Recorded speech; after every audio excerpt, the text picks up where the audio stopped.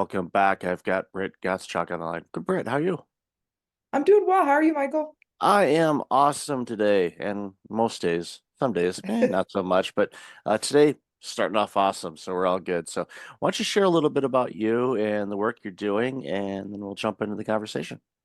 Yeah, sure. I'm Britt. I'm the founder and CEO of Genome. We are a biotechnology company out of Milwaukee, Wisconsin, and we enable people to control their health data at scale because they own it. So we aggregate health data and make that available for purchase for research institutions, pharmaceutical companies, et cetera, while compensating people for access to their data.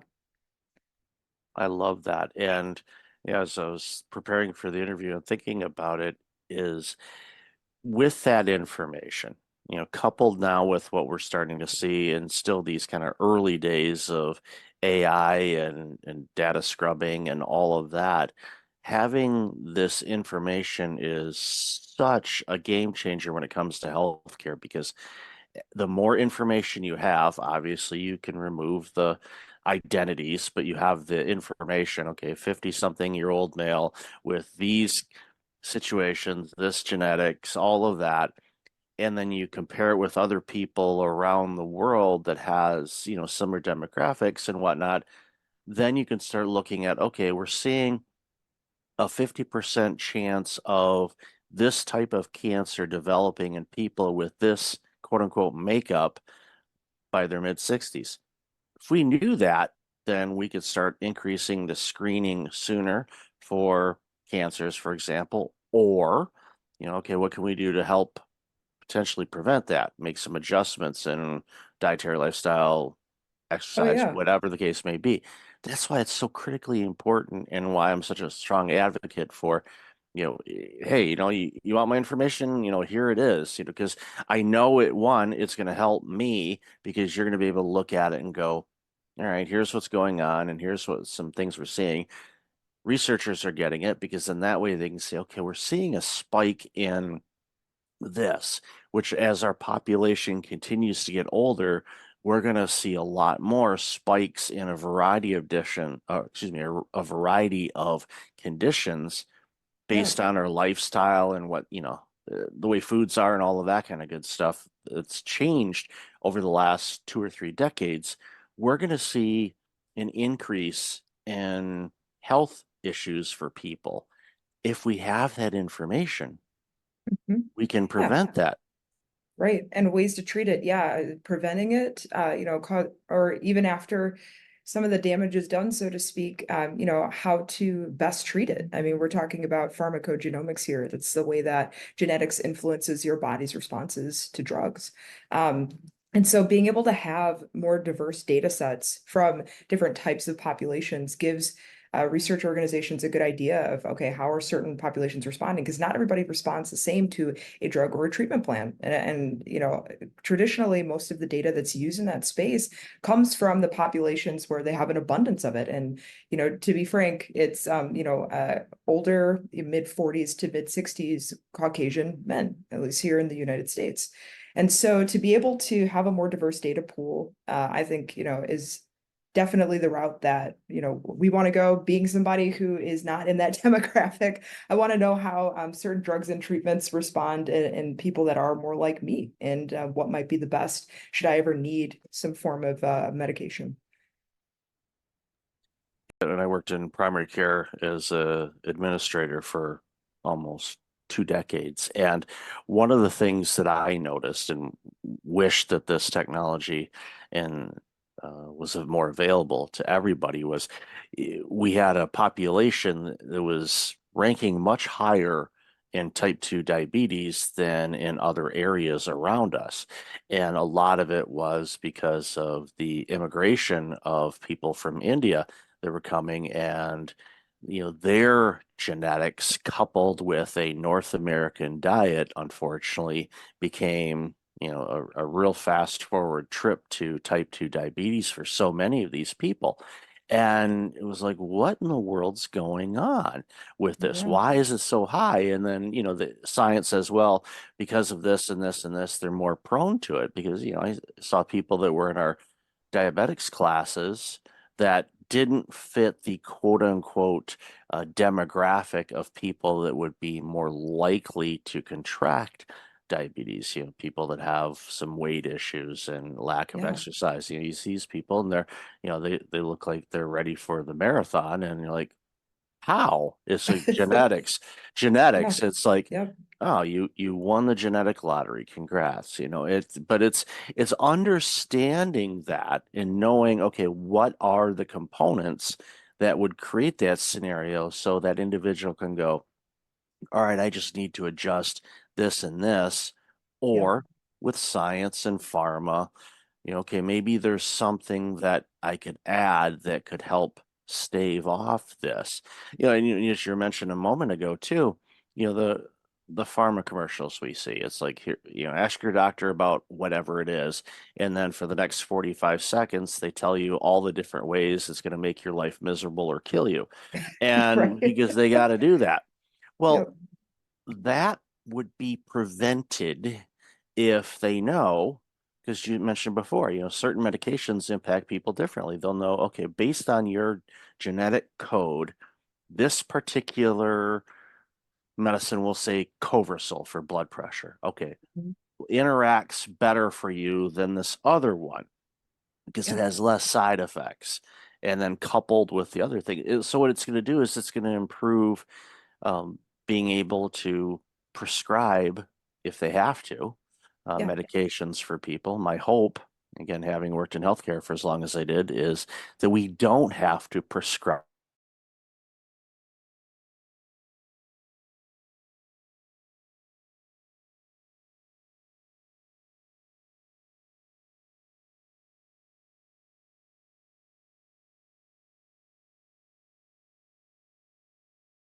eclipse is coming. It's like every day's an eclipse. What are you talking about? Right. I don't see any sun here. But yeah, so it's just I'm Yeah. excited about this, this work because again, I think it's going to help us get a better understanding as individuals, you know, Hmm. who we truly are from a genetic standpoint, but also, like you said, your organization compensates people saying, yeah, here's my health information, here's my, all the blood work, here's all of this, run with it, do whatever you want to it, and if it helps science and get, more information and improve the lives of others, it's like, why not, it Yeah. I makes mean, sense to me. that clinical decision making support is so critical. And from what we do, it's like, yeah, we do have quite a few members of our contributor community. That's what we call people that want to give their data. uh, we have quite a few members that do fall into categories of, like, having rare conditions, or rare diseases, or they're coming onto the platform because they want to enroll in some type of oncology study, or be screened for, a clinical trial or something like that.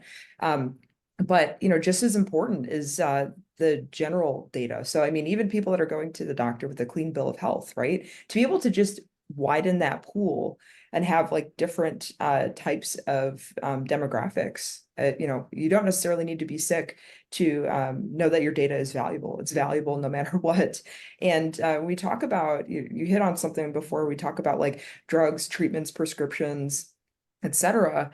The healthcare industry makes, they make trillions of dollars on these medications, and drugs and treatments. And so if we're the people that they're making those things for, they need data from us to do it. So it only makes sense that we would be getting compensated for it, because we're part of that whole process of how it gets made. It's so important too, because uh, without that information, they're not able to, they can only test lab mice so much. They got to Yeah. have some clinical trials and whatnot, and you see those, you see ads and magazines or, emails, you get paid for a clinical trial if you are asthmatic or you have this or you've got heart disease. So we want to test this thing out. Okay, would you be willing to participate? Sure, we will compensate you. And it's like, people are going, hey, all right, $300 for a study. Okay, great. And that'll, pay for a Happy Meal now these days with inflation. But um, Yeah. but then you get to have studies on your information for eating food that, spikes your cholesterol, so then you can participate in the cholesterol study now. See, it's generating more revenue for people. See, that's but Yeah. I say that sarcastically, but on a side of that, it's like, no, it's, look for ways to, get some, additional revenue coming in from different sources. And obviously this is one that is beneficial to yourself, but also to society, because um, again, like I said at the beginning, there's opportunities there for you to be able to figure out, okay, my genetic code says this. So that means when I'm in my 60s, I could be experiencing something like early stages of Alzheimer's or dementia, which runs in my family. So I already kind of know that. But it's like, okay, what can I do to Yeah. mitigate that or prevent that? What are, keep my brain active? It's like, well, first of all, I have one. I didn't know that. Wow. Okay. Haven't used it for 50 years. I guess I got to figure out where the keys are. But that's an inside joke with my wife. Side story, real quick, has nothing to do with this conversation. Yesterday morning, she's getting ready to leave for work and she can't find her keys. And the night before, when she got home, she set her keys down on the kitchen table. Well, I was tidying up before bedtime and I saw the keys and I was going to put them by where she keeps her keys. And I got distracted. So I ended up putting the keys in my pocket. So, next morning, can't find keys anywhere. And, I said, well, here's mine and they'll turn up someday, and she's mine. And yeah, after, it's like, okay, I'm gonna go for a walk. So I, get dressed and, go grab my keys and stuff. And then I see your keys and I'm like, oh, I'm in so much trouble. And I texted her right away. I said, okay, I'm fessing up. I had them. And yeah, that was, Yeah. yeah, she's been mocking me ever since, but that's okay. I deserve it. But back to what we're talking about. Yeah, again, it's just, Yeah. I'm Yeah. excited about this work because again, it's benefiting everybody involved. Well, right. And I mean, I think you hit on something critical too. It's like, you might get paid for a study one time if you know about it because maybe you heard it through your primary care physician. Or, a lot of times the education piece around like how to get involved in the clinical trial and research landscape is not there. It's not something you typically talk about with your doctor if you are healthy. And if you're sick, trying to find a study that's either accepting you fit the inclusion exclusion criteria or one that's near you can be very difficult. But also with what we're doing, you are getting compensated each time your data is being used. And so it's not just, a one and done situation. It's anytime there's a study that our, pool of researchers is looking at certain types of data that they would need or screening for candidates. And so, it definitely is beneficial. And, my team's pretty excited about the work that we're doing here too, because I think, we look at it from an individualized medicine perspective and a primary care perspective, this could be the new way that people do get treated. And it's even more personal. And I think that, that's really important when we're talking about our health, right? These are our lives. Just thinking about that as well, because we get fine-tuned to what exactly we need. Like, for example, I'll pick on, whatever medication that's normally, let's say, in, 4, 8, and 12 milligram sizes. But they look at our code and they say, you only need 3 milligrams of this a day instead of 4 or more.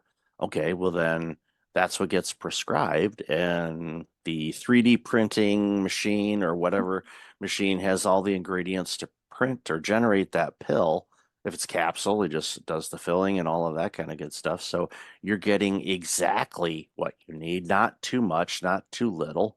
And again, the combination of other things as well, if you're taking multiple medications, like, my mom, before she passed, she was on all kinds of stuff. And, one day I sat down, I'm like, okay, let's list all this stuff out, because pharmacies are supposed to be good at doing that and doctors are too, but they're all human and they're seeing a lot of people. So there could be some interaction issues going on that could be conflicting. Now, using a system like yours, that would not happen because you'd be prescribed exactly what you need based on what's going on and make sure that it doesn't interact with anything else before it's dispensed.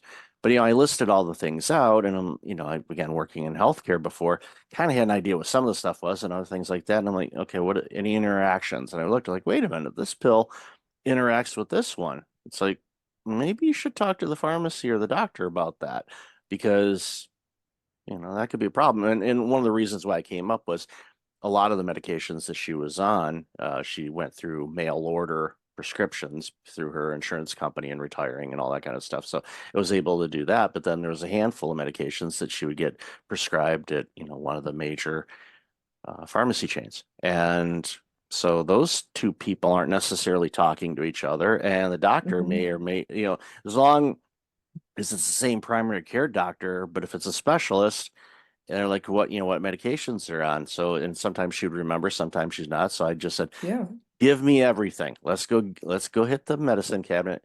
Give me everything what you're dosing. So I created this list, printed off, put it on a spreadsheet, sent it to my brother who was the caregiver for our mom, and printed off a bunch of copies. I said, I'm putting these in your purse. When they ask what you're on right now, hand them this sheet. They can scan it or type it in. But ask your doctor about this. And sure enough, he changed the medication because she was on something else. I'm like, that could have killed you. yeah. And it's one of those unintentional things that happen, but Mhm. there's a lot of people that are on things that unfortunately are interacting or canceling out what the other thing is trying to do. So Yeah, again, your work is going to be able to flush that out and say, you don't need this, or this is going to undo this, or there's a lot of medications we know that tackle a bunch of things, and maybe that's the right dose or a combination thereof. But again, I am excited about this venture, and again, the getting paid for your information is a nice thing too, for sure. yeah, yeah, definitely. It's a kicker. And, honestly, I did not start in this field. This was not something that, I really had a background in. I don't have a background in genetics, biology, or anything like that. I started out in psychology and working with teams in different corporate settings. And so my background, I had an MBA, an industrial organizational psychology degree as well. And so, I was a consultant. I worked with teams in finance, healthcare, and insurance. And that was something where it's like, wow, pick one of those industries and go solve a problem, right? I mean, there's so many different ways that you can do it, so many different rabbit holes you could go down. And getting to this one, where there was issues with data accessibility, especially around the time where the pandemic happened. There was also, an increased appetite from the consumer to uh, be more engaged from a technology perspective, wanting to have everything now, that high demand to find that high quality, whether that might be a drug or treatment. And in the healthcare sector, a lot of organizations became, a little bit more open to using different types of technology to, advance whatever it was with the issues that they were working on. Primarily in this one was data accessibility, getting the right kinds of data from the right populations. And so it's been a journey getting to this point, but I've really enjoyed it. And I didn't always start out this way, but going down the entrepreneurial route was something that was incredibly rewarding for me. My first company, so Genome is my second company. My first company actually was a spin out of a consulting firm based on issues that I saw during the pandemic with organizations trying to make that remote work transition, and ended up pivoting to Genome because I had been about a year into that venture and just weren't able to keep up with the McKinseys and the Deloittes trying to help organizations with that, and so had to find something different, a bigger problem to solve. And after about a year going back to the drawing board, having those conversations with my advisors and clients, closed down closed down the consulting firm and opened up the biotech startup Genome. So It's a great journey, and I'm not that I'm, I want to celebrate you having to step away from that other opportunity of one of the biggest rabbit holes there are is trying to figure out, okay, hybrid in-person remote work. That's a Yeah. that causes migraines and headaches trying to tackle that. But the work you're doing now, I think, is going to make a global impact on healthcare and the lives of people all around the earth. So I commend you and celebrate you for taking that leap and doing it. So Britt, I love this conversation. Where can people find out more about you? Sign up for this to, get some compensation for their information and contribute to society. Yeah, you can go to yourgeno.me, that's yourgeno.me, or you can send us an email at hello@yourgeno.me. Or, if you want to reach me directly, you can send me an email at brit@yourgeno.me. And I'll definitely have that all in the show notes. So, Britt, thank you again for your time today. Really appreciate you, and thank you again for launching this organization because again, I think it's going to make a huge impact on society. So, thank you again for being on the show. Yeah, thank you. My team's really excited, and we're hoping to continue to fight the good fight.